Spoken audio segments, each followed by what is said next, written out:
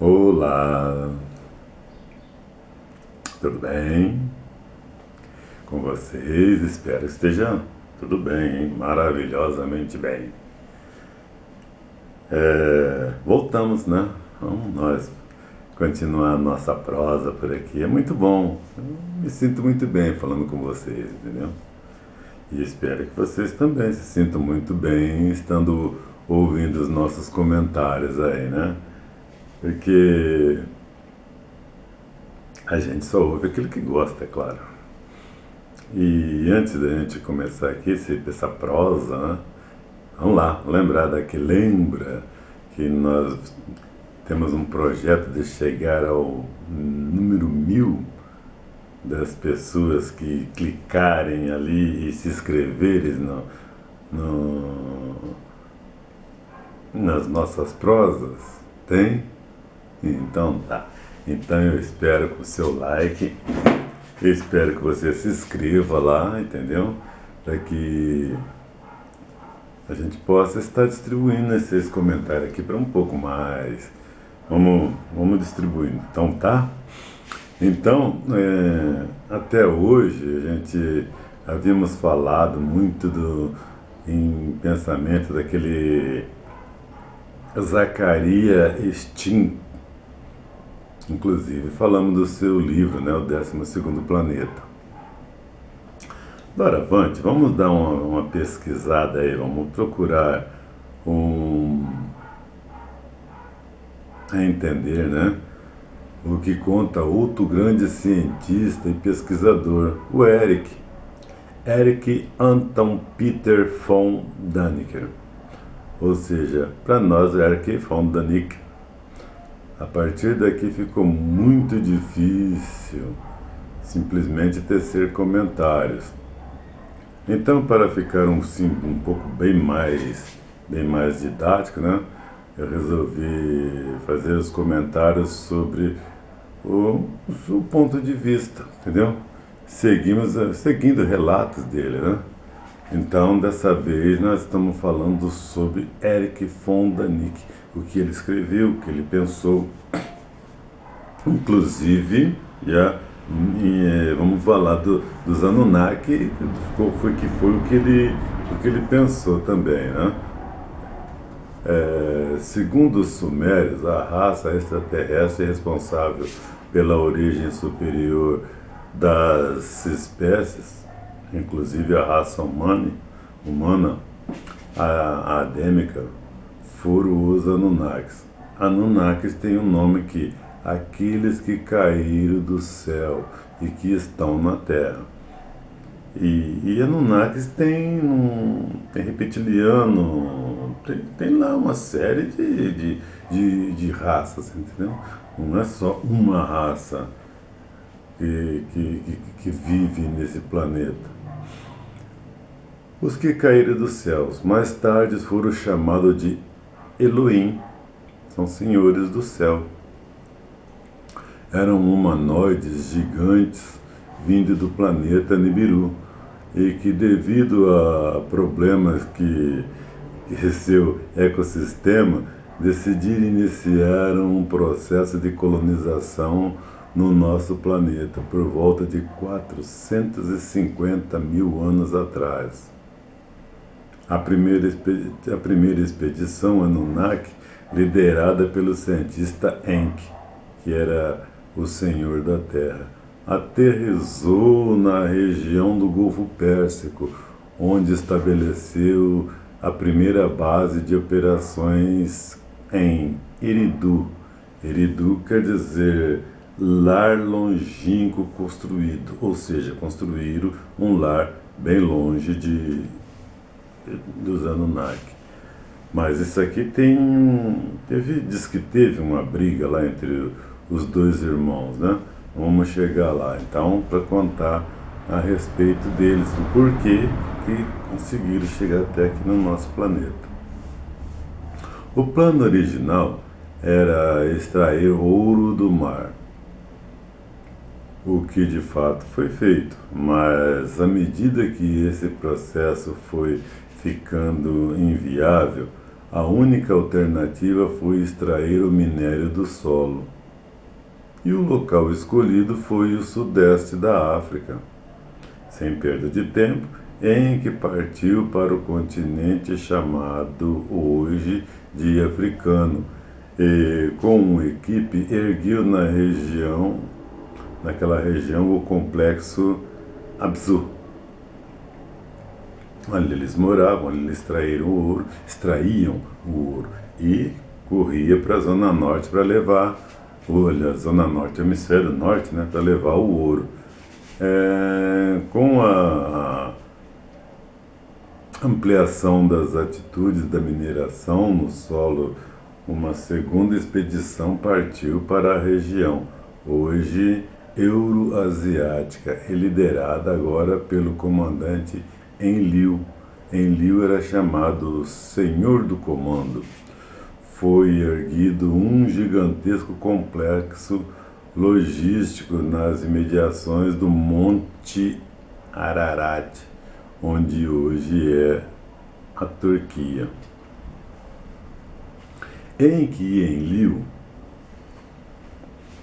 eles eram filhos do governante de Nibiru, o Anu, que se chama Senhor das Alturas. Mas eram rivais devido ao fato de que Enki, mesmo sendo primogênito, ele era filho de uma concubina, então não podia ser o primeiro na linha da sucessão, o trono nibiruano. O sucessor era Enlil, filho da realeza. Então houve uma disputa lá entre os dois e Enki acabou passando na mão de uma nave e saiu pelo universo e encontrou a Terra, entendeu?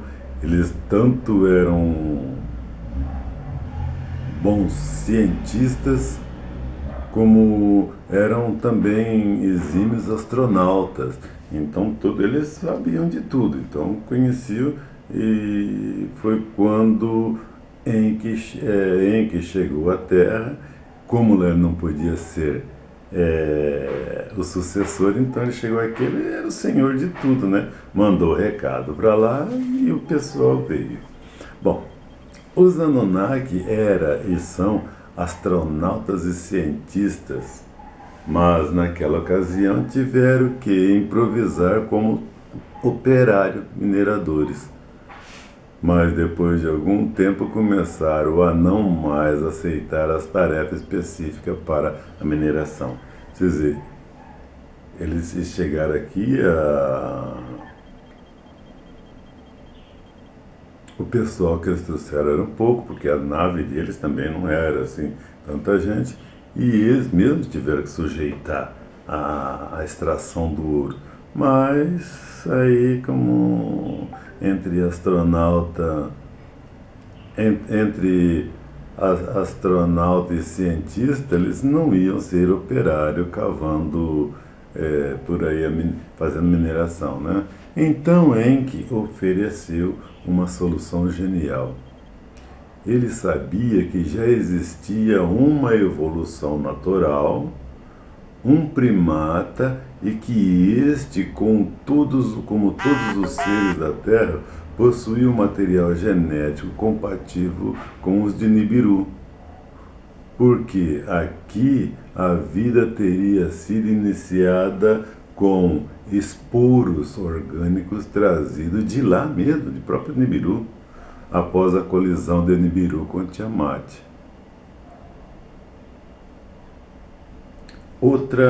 Outra confusão aí, né? Depois eu explico o que é esporos. Mas nesse choque, então, alguma coisa aconteceu e Enki, como bom cientista, sabia dessa situação. Esse tipo de fenômeno denominado de panspermia cósmica, segundo os cientistas de vanguarda, é comum nas galáxias, podendo ocorrer de forma acidental ou dirigida, como fizeram os Anunnaki. Assim, na unidade de pesquisa de Abzu, os cientistas Enkes e Ninit, sua companheira, iniciaram a sua experiência genética. Extraíram o óvulo de uma fêmea primata e fertilizaram in vitro com o espermatozoide de um macho Anunnaki para implantá-lo depois no útero de uma fêmea Anunnaki. Após muitas tentativas e erros, acabaram por criar o modelo perfeito do Homem sapiens. O processo foi retido várias vezes, formando na Terra a primeira geração de híbridos alienígenas. Contudo, estes eram estéreis e, à medida que esses Lulus, os Lulus eram, eles tratavam assim como o povo que eles fabricaram, né, nessa geração, para ver que são os trabalhadores primitivos. E iam sendo geneticamente criados e eles eram levados para o trabalho na mineração na África. Mas tinham que produzir para levar. Nesta ocasião, apesar de objeções de Enlil apoderou-se de um grupo desses terráqueos primitivos e os levou para a principal base do Golfo Pérsico, para Eridu. Lá era o Yahvé, Enlil, tomou o homem e o colocou no jardim do Éden para cultivar e guardar. Olha lá, entra coisa da Bíblia, lá da Gênesis, né? Gênesis. Entretanto, a característica de longevidade do relógio biológico do Anunnaki, onde um ano para eles correspondiam em 3.600 anos terráqueos. Não foi inicialmente introduzido no material genético desta primeira geração de humanos e, em função disso, Enki aperfeiçoou a manipulação genética desses híbridos, usando seu próprio esperma para criar uma segunda geração de híbridos humanos alienígenas. Ele e Nietzsche, que a Nietzsche era sua companheira, né, desenvolveram esse outro modelo perfeito de terráqueos, um macho que foi o primeiro representante da raça adâmica. Não sabemos se Adão era uma legião, se sabemos se era o único Adão, entendeu? Então foi lá. Adamo ou Adapata, aquele nascido na Terra, possuía alto grau de inteligência e longevidade maior. Os Anunnaki, cientistas e mestres manipuladores da matéria e geneticamente criadores de nova forma de vida, faziam constantes experiências genéticas, buscando a criatura ideal para almejarem e, nessa busca, fizeram cruzamento genético entre várias espécies, criando seres que hoje são considerados mitológicos. Criaram uma barbaridade, onde apareceu sereia, apareceram ciclopes, apareceram os deuses lá da era antiga, da mitologia, né? Criaram centauros, minotauros, os sátiros, seres mitológicos e considerados semideuses. Então, o próprio Eric pergunta: será que foram apenas fábulas? Será que esses seres eram meros mitos e não resultado da avançada engenharia genética dos Anunnaki? A ciência moderna, sem alarde, tem dado também os primeiros passos em direção a essas atividades. Por exemplo, quando faz transplantes de órgãos de animais para seres humanos. Entendeu? Já estão bagunçando o negócio aí, sabe-se lá o que pode vir no futuro, né?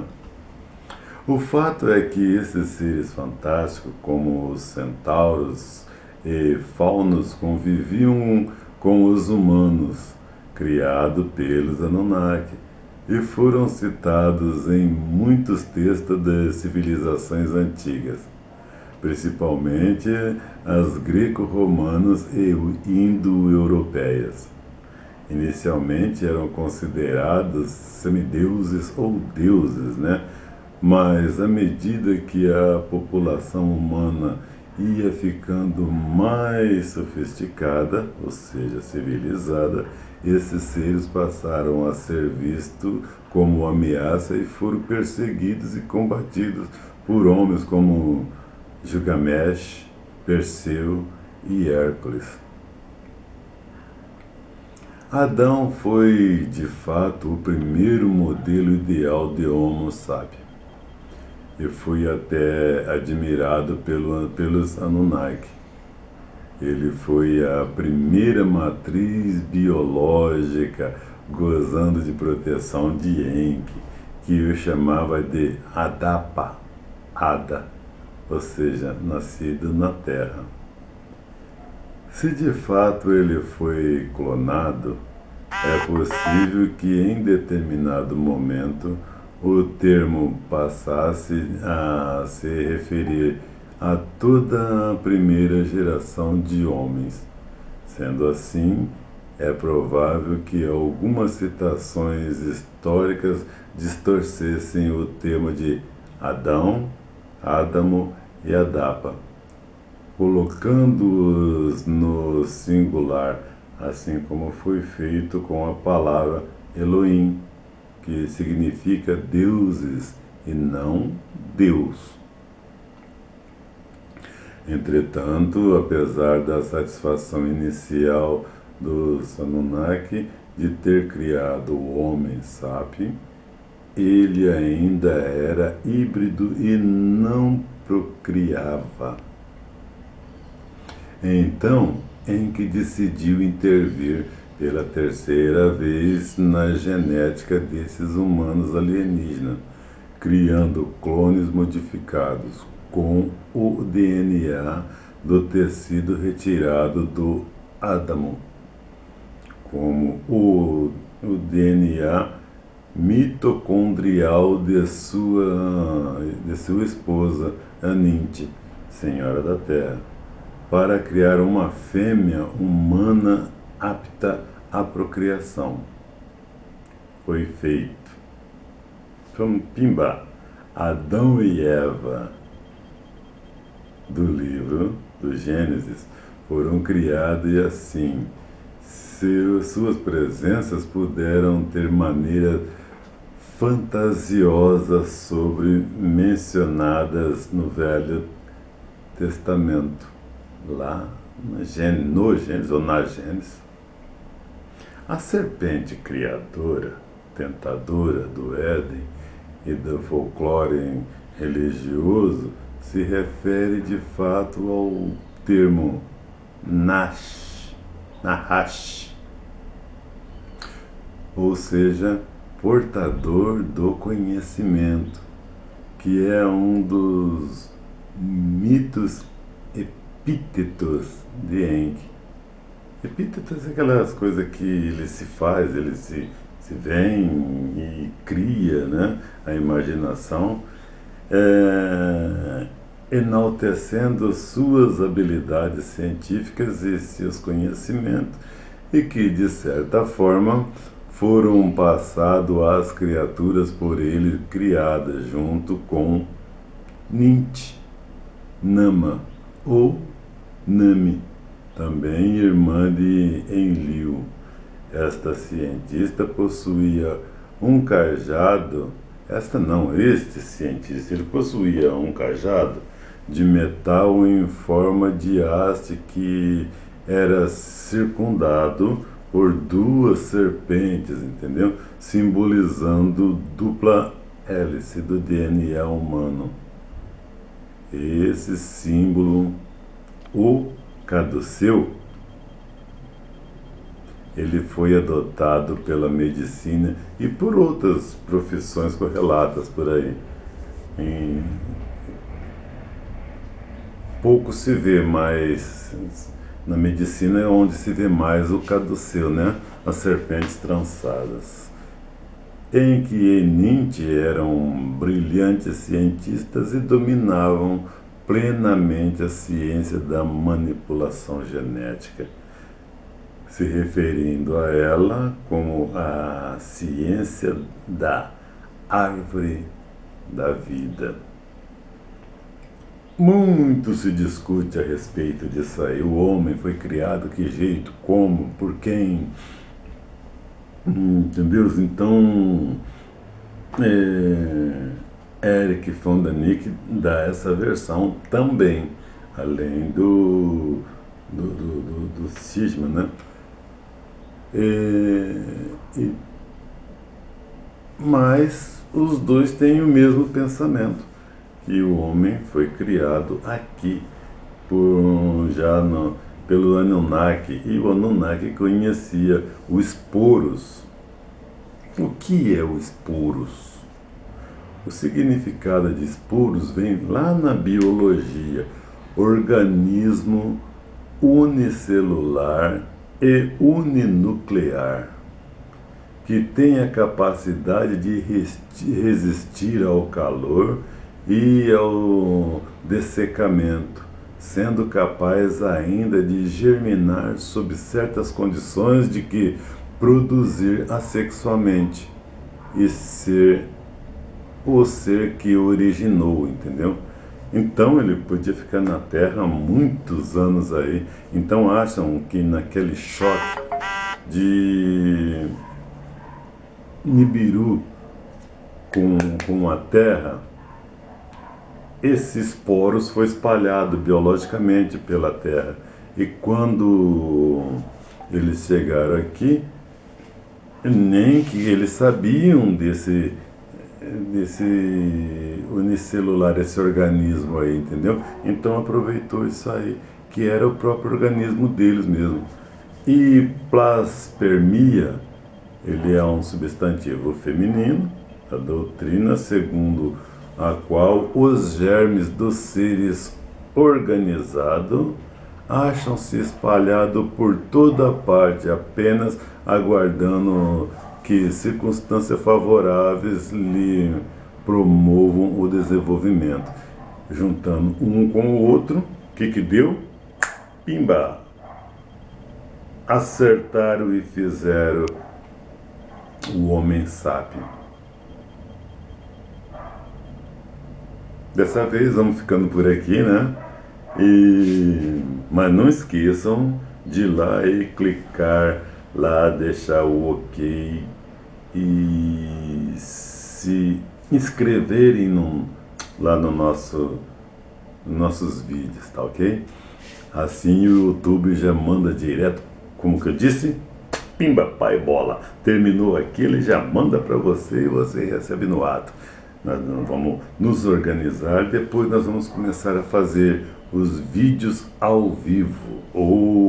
Vai ser mais incrementado, hein? Estamos iniciando bem, e aí nós vamos ter esse tempo avisando o pessoal, tal dia nós vamos ter vídeo, a partir de tal dia nós vamos ter vídeo ao vivo. Assim vocês podem interagir direto já. Vai falando, vai batendo, vamos tirando essas dúvidas, né?